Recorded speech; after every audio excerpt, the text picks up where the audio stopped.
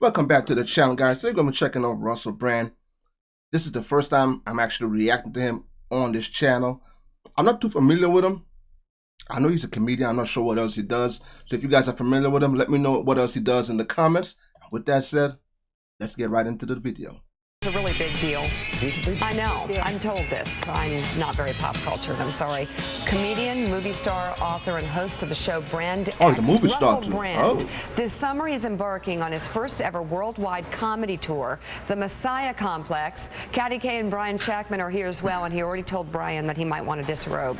I'm just saying. I just thought maybe I could loosen up. Why did he just do that? Why he just like... Show a little more chest hair, and he said maybe I should I a only little think more. Russell can do that. You look fantastic. That is a very kind compliment. You also look beautiful. Brian, you are free to wear whatever you want. This is one of your freedoms that is afforded to you. I appreciate that. Uh-oh. Silver boots. The boots are I want to see them. Come on. Put them on the table. Kinky boots time. Wow. There are some boots. Those are nice. Put your feet up, relax. I wouldn't do that. I don't want to disrespect your program. Okay, no. You did ask to see No, I did, boots, and I you're liked a fellow English woman. What? Did she just say kinky boots? What? Hold on. What is it? What's really going on here? So And I felt obliged. we've talked about kinky boots recently. So Yes, it's a fantastic show. You have to go. Okay, Russell. Ooh, Sorry about that. I That's didn't all realise right. it was just like Disrespected the table. giant Jenga. It's like your desk is a puzzle. It is. I'm sorry about that. What is Can the I help you? solution? I think we could try and pull it back in. So, There you go, love. Be Russell careful comes on, because that's a breaks the low-cut stairs. dress. Oh, sorry. Okay. I'm only wow. flesh and blood. I've got instincts. Oh, okay. Well, Tell me what you need to know. I'm just going to have a drink here. Yeah, I Katty was gonna Kay. say, Katty Kay, question. Messiah Complex. That's the name of your tour. Yes. Do you have one? No. It's Oh. a mental illness. Right. And you don't have that either. I hope that I'm here as a fully qualified professional gentleman. None of us are Free from mental illness. free from it. None of you. This is a hotbed of neurosis and Insanity. psychosis. Yes. Oh, yeah. Oh my word, I'm grateful to be here. Yeah. But Joe's not here, so there are no messiahs. That's true. Although we actually bring more mental illness to the table than we admit, at least That's on this side here, for sure. On this side. So tell me about the tour. You're starting in Abu Dhabi. What was that about? Is that where it began? Yeah, it's in a lot of Middle Eastern nations and South Africa and all across Europe and of course in your wonderful country and in our country. I'm it's a really good tour. I'm talking about Malcolm X, Che Guevara, Gandhi and Jesus Christ and how these figures are significant culturally and how icons are appropriated and used to designate consciousness and meaning, particularly posthumously. And what brings all those? I'm not sure why he put Jesus Christ in that, but I see what he's trying to say. But I don't think with Gandhi and nah. Jesus Christ, that's a whole different by itself alone. I don't get why he does it. I mean I do, but nah. People together. They're all people that died for a cause. They're all people whose icons are used to designate meaning, perhaps not in the manner in which they intended. Nah, Jesus Christ died for all of us. that alone, that's a different. Before I even knew about any one of these other guys, so that little kid it was always Jesus Christ, who died for all our sins. I ain't too sure my Gandhi, but I see what he's saying. I see what he's saying. The bigger picture of things. I see what he's saying. I kind of like that. That sounds dead serious, though. Yeah, it's funny when you do it as a joke. I don't take it seriously. I'm just when I do it on stage. Can't we get 30 seconds now? Well, not really, love. I mean, Gandhi, this is go. our work. Gandhi, go.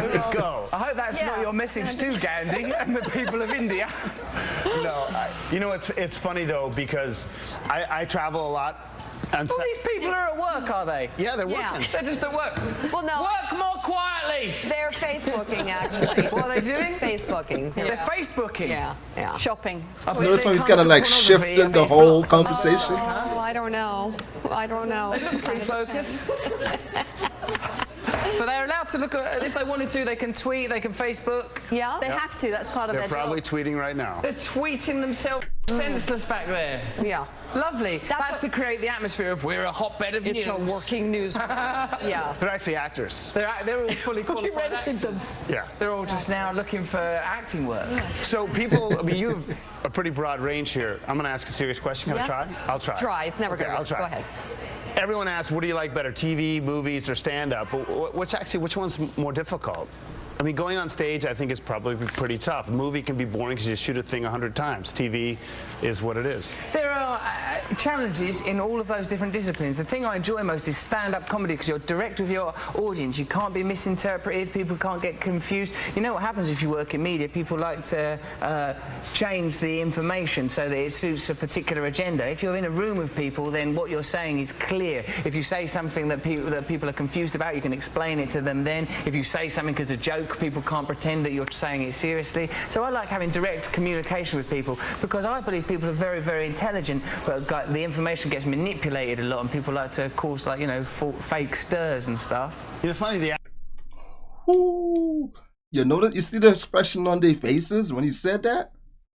They're like, you know, like to stir the pot a little bit, you know, twist the narrative just a little bit, just to curve it.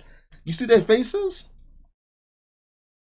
He didn't lie. It's so true. And this was years ago. Well, this has been going on since. The media's been doing this forever, and they don't ever be held accountable for the things that they do. And with the spike of racism being in the topic on almost every topic, and gender is by who? Well, pretty much racism. By the media. They only blow up stories that has to do with a black and a white person, or a white cop and a black African American. That's the only, they blow them stories out of proportion. But if it's black and black crime, do you ever see that broadcast? Say if a weekend you hear like a shooting and 6 black Americans die, right? You don't see that on the news. You might see it on the local news, but on the worldwide news, you don't see that. No. But if it's a white cop and a black guy, it's everywhere. You've seen it in the foreign countries. It's everywhere. Just like what he said. You see their face. I've been noticing him. He's been swearing the whole conversation this whole time. You guys notice that too? I kind of liked him. I see what he's doing. Accent, you know, when I see him in person, it's totally fine. Forgetting Sarah Marshall or the TV show, it's fine. But on satellite radio in the car, I can't understand a single joke you say. You can't understand it. Can you I understand can't. me? Yes, but I'm telling you, when I'm driving in the car and everyone's laughing in the audience of the radio, I'm like, I have no idea what he's It's saying. best you focus on your driving, Brian. If you're a man, you don't want to be distracted by humour. You might crash into a pedestrian. Okay. So it's a good thing. I think it's probably for the best. I think I'm just this is my first Brand experience? yeah. I think it's not listening to him, it's experience. It's just sort of taking it all in. You are talking about me as if I'm not here and as if I'm an extraterrestrial. You know, I'm from a country You're that's a kind of near shop to you. window dummy. We're just sort of admiring the whole, you know, it's the whole thing, isn't Well, it? thank you for your It's like a casual sculpture. objectification. It's an experience. I'm glad that it is experience. positive for It's you. very positive, absolutely. Any other questions? Yeah, I'm a little nervous. You've become nervous. I am. Why are you nervous? Willie, no, You're a powerful woman. You've got a lovely job. What seems to be the trouble? I don't know. You've got a hair like Princess Diana. Oh, wow. Okay. Well, I've never When seen she that. was alive, he wasn't being offensive. Here's a little subtext. Yes. I'm petrified of her, and you Are have you? her on her Yeah. heels. And she's just moved down the I other end of the table. absolutely love this. Keep Willie, what's going. okay. What seems to be the trouble, love? No, I'm good. Well, now we're going to do a bit of therapy. Would you do therapy with Willie Brandt? With who? Willie Brandt. Would you do therapy with him? No. I don't Because think. that's where he's heading. Okay. I'm all right. You shouldn't say he when a person I is was about to present. say You should he. refer to the person by their name. That's basic good That manners. is where Willie is heading. Who is Willie? I don't know. Okay, Russell Brand. Is this what you all do for a living? Yes. Okay, but I'm here Professional. to. Okay, well let me help you.